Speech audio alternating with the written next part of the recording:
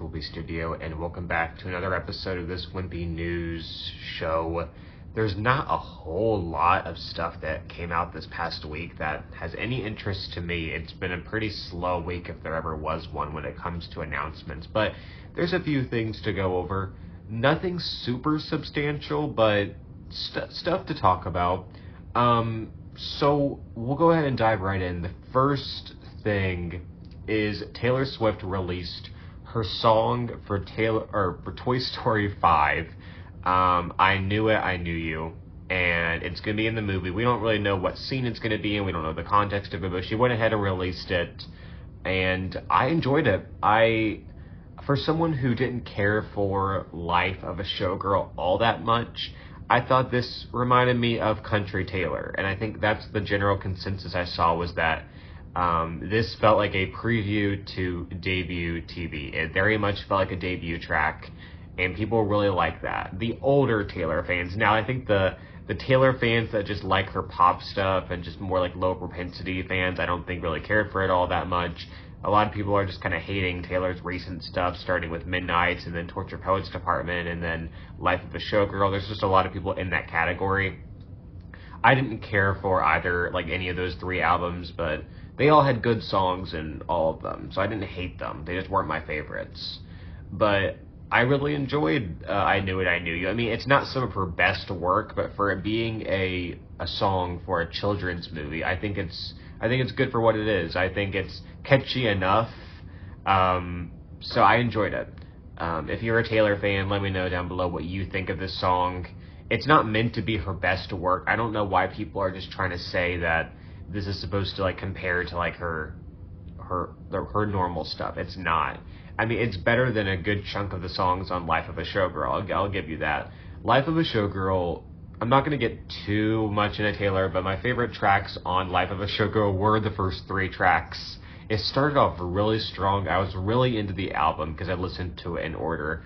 And then my interest started to, like, wane as the album went on. But I loved Fate of Ophelia. I loved Elizabeth Taylor, and I loved Opalite. Those were bangers, and the rest of it just did not care for. I did like Ruin the Friendship, though. That was a good one, too. So, yeah, this was better than... I Knew It, I Knew You was better than most of the songs. I mean, it's a perfect Toy Story song, and I think Taylor did a great job with it. So I'm very much looking forward to what's next for her. This is the 20-year anniversary of her first album. It came out in 2006. So, and funnily enough, her first album, or the Tim McGraw single, pretty sure dropped June 19th, 2006, and Toy Story 5 is coming out June 19th, 2026, so that is perfect opportunity to do, like, a 20-year full circle moment right there with a debut song that feels, not a debut song, but with a song that feels like her debut album. I love that for her. And I think we're going to get to see debut TV sometime this year. It's been 20 years. I feel like it has to be this year, sometime later this year. I think this very much felt like a springboard, kind of a backdoor pilot for her debut TV album. So I'm definitely expecting that sometime later this year. I mean, this summer, there's a lot of artists, female artists specifically, releasing songs. You have Olivia's album comes out next week. Ariana's album, I'm pretty sure, is in late July, and she's already released a single for that. Gracie's album comes out mid-July, and she's already released a single for that.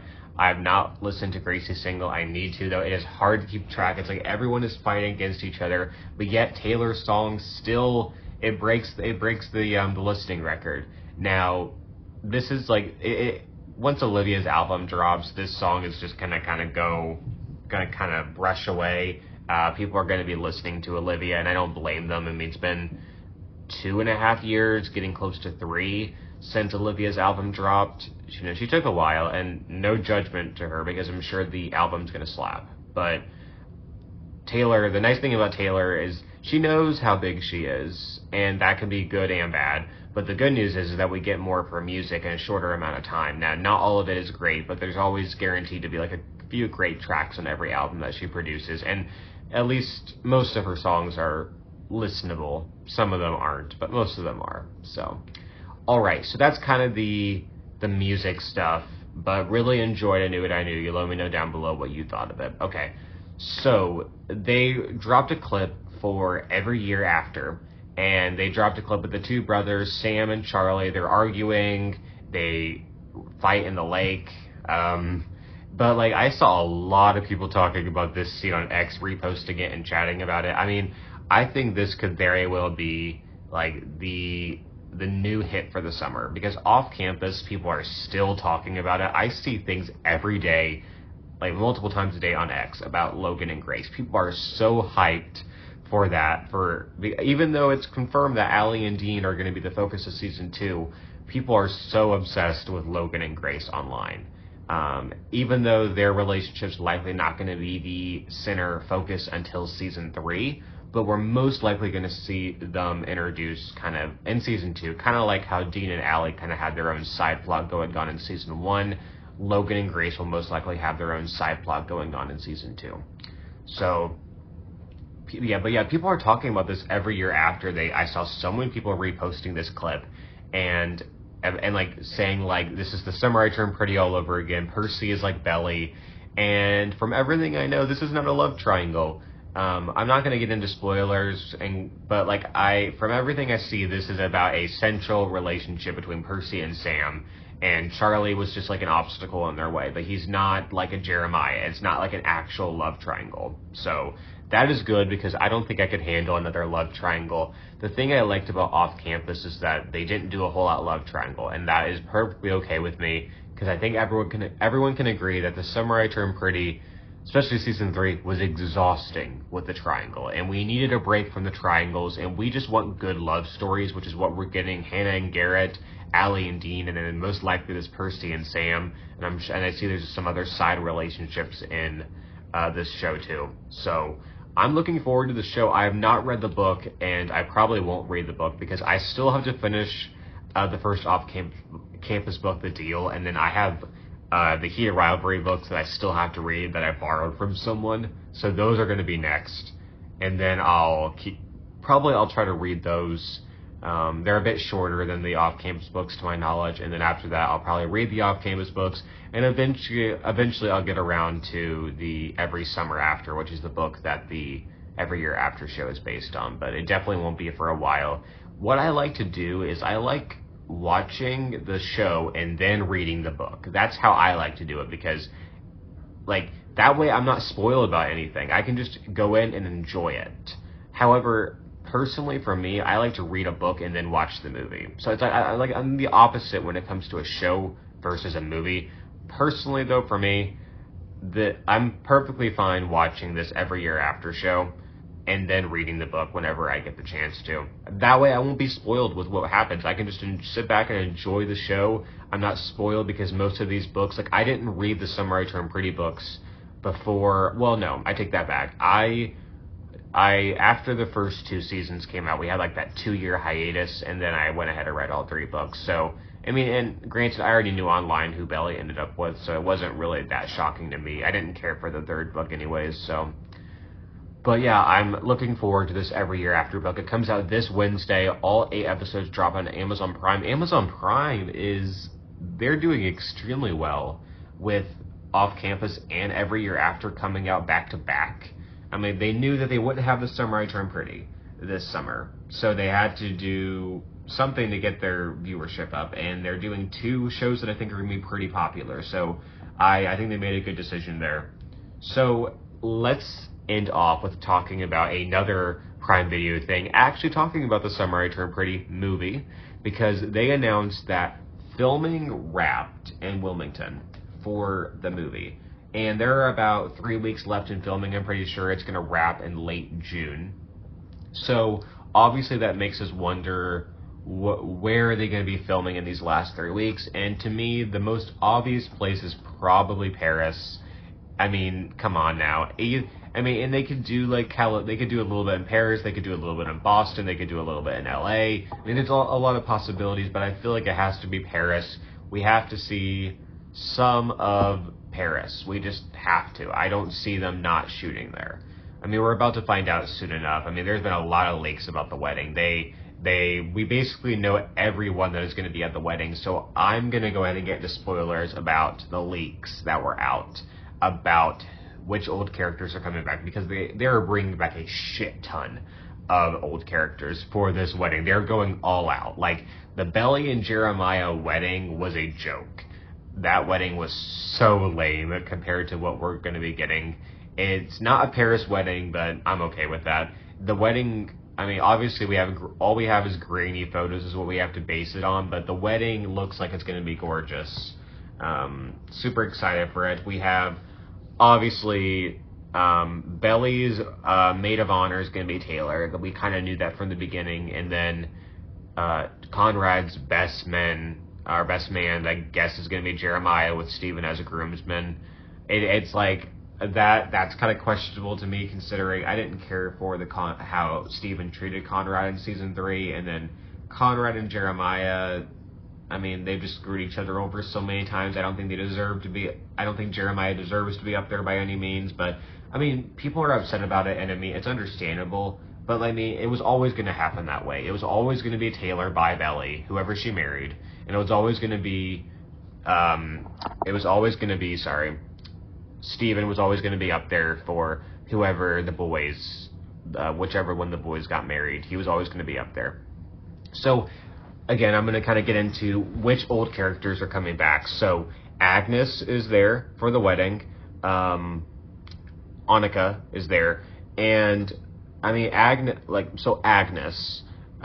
talk about Agnes first, because Agnes and Annika are both season 3 characters. That's not too surprising that they're going to be there. Agnes, people are saying they wanted to be Conrad's best man, and I would have been so down for that. In fact, I would have preferred that, but it wasn't going to happen, because people would, casual viewers that don't get into debates about the show, they would have been upset that Steven and Jeremiah weren't up there. They just think that's what Susanna would have wanted, that whole crap, which, I mean, she probably would have wanted that, but I think she would have been perfectly fine had Agnes been involved too, been up there with him, because as long as, like, that was someone that treated Conrad right as a friend, Susanna would have been all for that. So I think it would have been perfectly fine had Agnes been involved. Instead, she's kind of in the back row, but it's better than nothing. I'm super excited to see Belly and Agnes meet. That is a must, and I'm really looking forward to that happening. Let's see. And then Annika's back, and that's kind of whatever. I don't have any issues with her character. They just didn't really write her all that well. They could have made her someone that had, like, importance in Belly's life, but they just kind of made her into this, like, minor character that just didn't, I don't know. They kind of teased maybe she was kind of crushing on Conrad, and that went nowhere. So I don't know. We'll see. I highly doubt she's going to have that much screen time, though. I mean, Belly might have another Bachelorette thing. We could very well see Annika and Taylor there for that. Maybe Agnes will tag along too. Well, no, she wouldn't be there. There's no way she's going to be one of Belly's bridesmaids, but we'll have to wait and see. Let's see. And then Cam Cameron is back. People were freaking out about this because he's a fan favorite. Yeah, great dude. And, of course, he's back. He wasn't particularly close to Conrad. He was actually closer to Jeremiah, which is why I thought he would make a cameo at the Belly Jer wedding. Or I honestly thought he would show up at some point in season 3, but he didn't. And I guess they were saving him for the movie. I mean, they are pretty much saving all of the old characters. I thought for sure that Cam was going to be in season 3, and I thought Cleveland was going to be in season 3.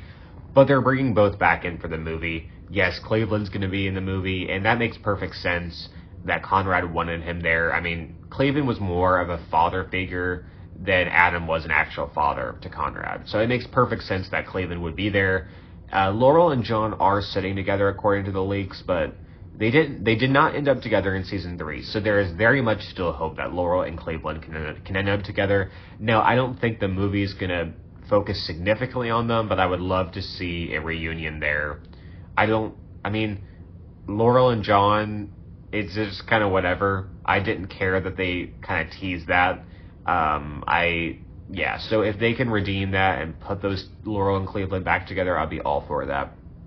And then there's a guy that maybe looks like Redbird, putting a question mark around Redbird. I don't know about that. And Gemma and Celine, Belly's Paris friends, are both going to be there, and I like that too. I like that they both get to have people that matter to them there. Because Belly, beyond like her friends and her family, she just didn't have anyone like outside of her inner circle. It felt like outside of who we already knew and who everyone already knew. She didn't have that at her wedding with Jer. It was mostly Adam's business and Jeremiah's frat friends. That was basically all the people that were there. So, yeah, I don't know. But I'm glad that Belly can have her Paris friends there, and I'm glad that Conrad can have Cleveland and Agnes there. So I like that they're making the wedding like a joint effort between them. And those are kind of our main characters returning. Now, notably absent is Denise. And I just don't think Denise is coming back, guys. I mean, what would she do? That's kind of the thing I contemplate with, besides being Jeremiah's girlfriend. And we already know from the leaks that Jeremiah has a new girlfriend, a blonde. And I assume that that's going to just be this random new relationship that Jeremiah's randomly in, instead of actually following up with the relationship with Denise. Or, spoiler alert, making him single. There's nothing wrong with making him single. It would have shown that he actually showed growth. But maybe this new relationship with whatever her name is will be good for him. We'll have to wait and see. But no, Denise isn't in it, and I highly doubt she will be, because I feel like we would have seen her in the lakes. I feel like she probably would have been there. If Cam Cameron was there, then Denise would have been there too. She wasn't really close to Conrad, but I still think they probably would have brought her back for it. But yeah, I don't know. I'm personally okay, I think, with Denise not being in it, because Jeremiah did not deserve her. She deserved way better than him. So maybe they realized that they rushed that relationship and it just didn't make sense to continue it. Put Jeremiah with a blonde girl instead.